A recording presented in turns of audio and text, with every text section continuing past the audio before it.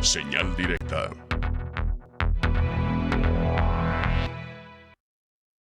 Estamos de regreso en Señal Informativa. Vamos a la línea telefónica. El doctor Antonio Gómez Reina está en la línea misma con su colaboración de esta semana. Muy buenos días, doctor. Qué gusto saludarlo. Sonia.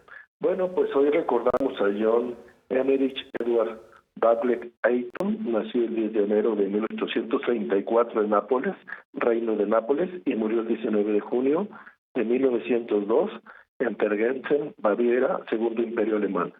John Ayton quedó huérfano de padre a los 3 años, y 3 años después muere su padre adoptivo, y hereda el título de baronet, y fue conocido como Douglas Ayton, octavo baronet, y finalmente como el barón Ayton, cuando se le otorga el rango en 1869. John Ayton estudió en el Scott College y posteriormente en Edimburgo. Ahí recibió educación privada. Su interés de ingresar a la Universidad de Cambridge no se cristalizó, ya que era ferviente católico y no se le permitía asistir. John Ayton fue editor de la revista The Rambler, que era una publicación católica con una edición mensual. Estuvo desde 1859 hasta 1864, fecha en que renuncia debido a la crítica papal, ya que al abordar científicamente la historia no era del agrado del Papa Pío IX o Pío IX, ya que en 1864 promulgó la encíclica Quanta Cura en el anexo del Syllabus, que lista las enseñanzas prohibidas con que la Iglesia condena los errores del momento y conceptos liberales e iluministas. John Ayton prestó servicio en la Cámara de los Comunes desde 1859 hasta 1865 y para 1869 se le otorgó el rango de barón. El barón Ayton, a pesar de ser católico, 2 de sus obras fueron incluidas en el índice de los libros prohibidos por la Iglesia Católica en 1871. Para 1895 fue designado profesor regio de Historia Moderna de la Universidad de Cambridge, y en esta universidad coordinó un gran proyecto de edición que se le llamó The Cambridge Modern History, la historia moderna de Cambridge, y que es la historia moderna completa del mundo. Inicia con la era del descubrimiento del siglo XV hasta finales del siglo XVIII.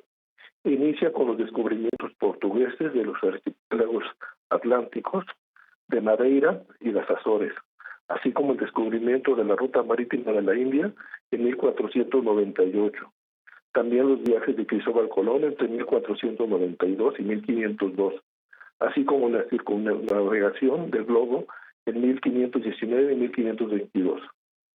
El barón Ayton publicó en 1902 a través de la prensa de la Universidad de Cambridge 14 volúmenes. El último de ellos fue un atlas histórico que apareció en 1912.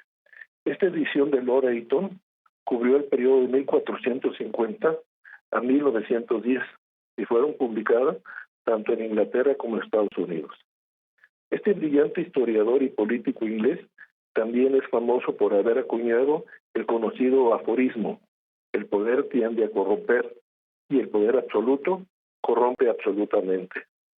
Cuando Lord Ayton habla del poder, hace referencia a algún tipo de bien que puede conllevar al corrompimiento del ser. Y dice, el dinero es poder.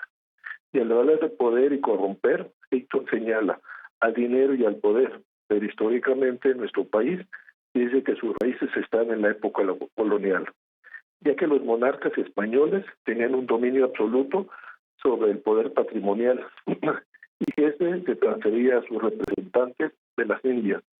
Reyes y reyes convirtieron el ejercicio público en negocio, como se había hecho en Europa desde hace siglos. El territorio tenía dueño y un poder que corrompía, ya que los intereses eran protegidos desde la venta de oficios hasta la venta de títulos nobiliarios. Pero en el tiempo de la colonia existía el juicio de residencia, y cuando un virrey cesaba sus funciones o era transferido a otro reino, sufría un arraigo forzoso para responder sobre los agravios causados.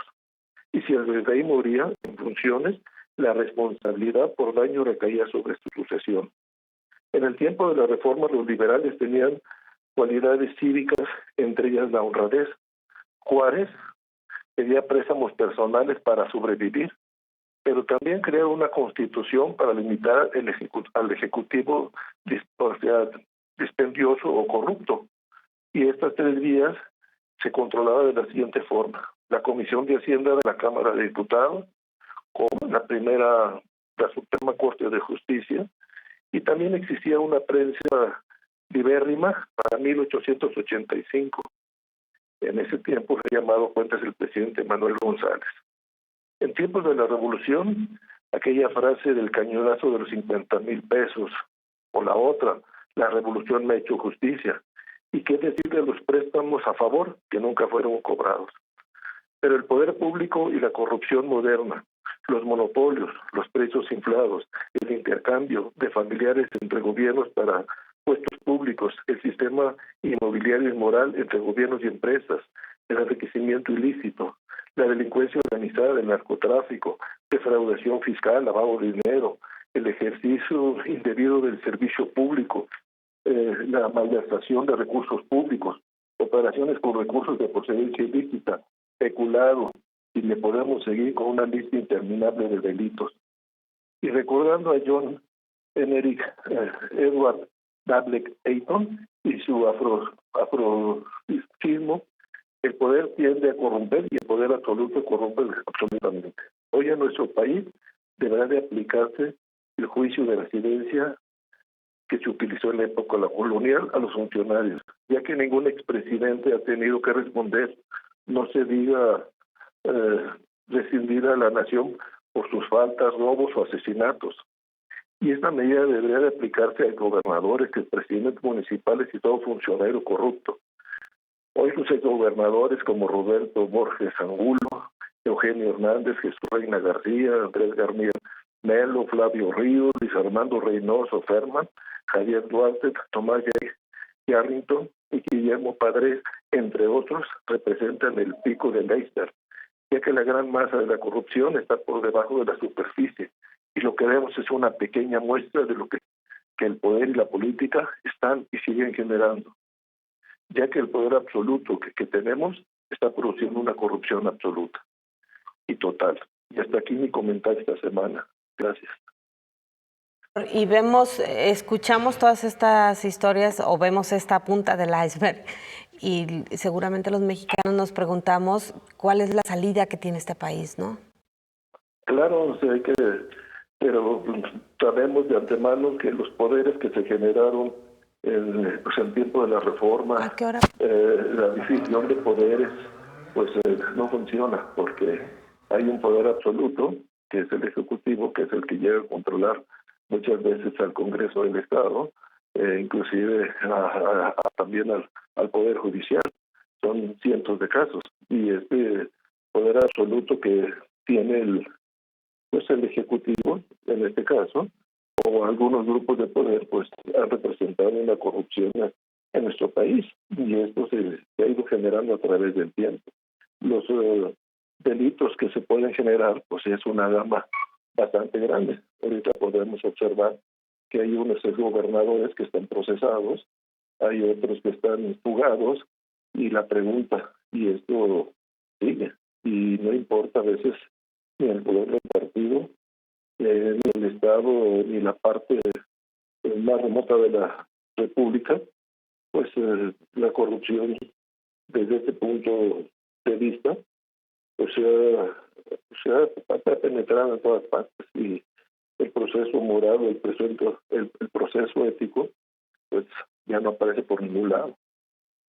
Y la otra parte es la impunidad, porque de pronto todas estas historias las conocemos casi siempre cuando hay procesos electorales o cuando un gobernante llega al cargo y quiere demostrar o quiere jugar esta obra de teatro de acabar con la corrupción, pero en realidad de fondo no pasa nada, los procesos son súper mal hechos, de manera que la puedan librar sin ninguna dificultad. Sí, hay que recordar que hay una frase muy utilizada en los políticos que se llama el cabildeo y los acuerdos. Y los acuerdos por abajo de la mesa.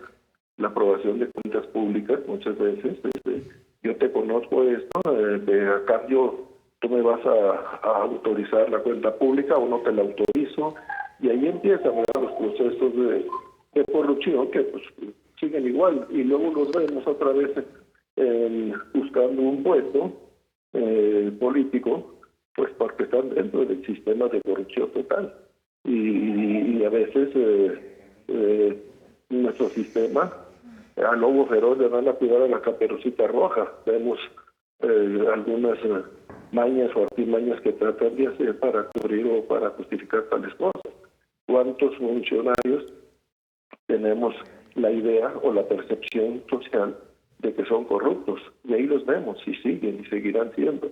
Y a veces pues la memoria es muy frágil.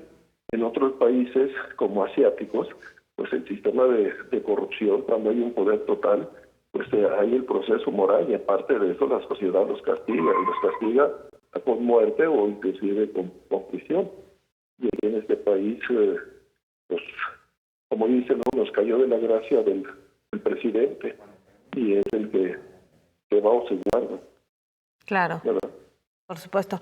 Un placer escucharlo, doctor. Muchísimas gracias. Gusto en saludarlos y que tengan buen día. Muchas gracias, Antonio Gómez Reina. Nosotros hacemos una pausa. Regresamos, tenemos más información.